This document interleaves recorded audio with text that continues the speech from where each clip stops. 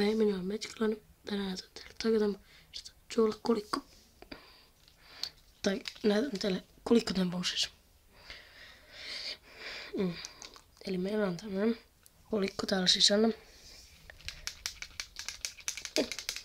5 senttinen, joka ei tule pois. Mutta kun käytämme siinä vähän tämmöstä taikaliinaa. Ja siellä sisällä se voisikin tulla pois.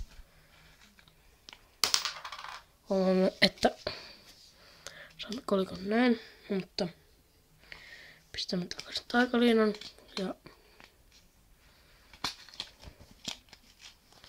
voidaan huomata, että kolikko on sisällä.